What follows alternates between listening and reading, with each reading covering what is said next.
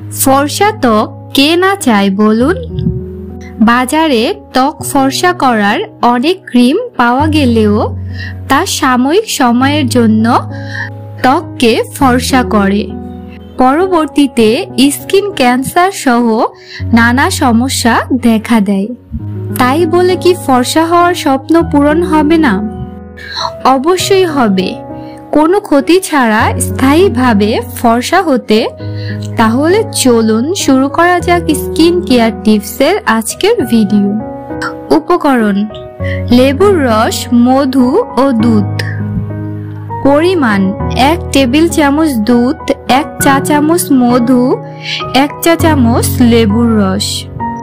ব্যবহার বিধি: 1 চামচ দুধ, 1 চামচ মধু এবং 1 চামচ লেবুর রস একসাথে ভালো করে মিশিয়ে নিন। তারপর আপনার পরিষ্কার মুখের ওপর মিশ্রণটি প্রয়োগ করুন। মিশ্রণটি আপনার মুখে শুকানোর জন্য প্রায় 20 মিনিট রেখে দিন। প্যাকটি শুকিয়ে গেলে কুসুম গরম পানি দিয়ে ধুয়ে ফেলুন। তারপর ভালো করে মুখ মুছে ময়শ্চারাইজার ব্যবহার করুন।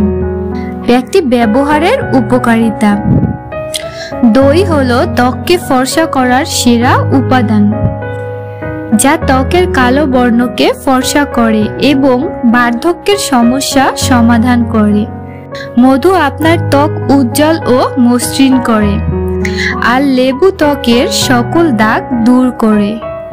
সপ্তাহে 2 থেকে 3 দিন প্যাকটি ব্যবহার করুন, ফলাফল দেখে অবাক হবেন।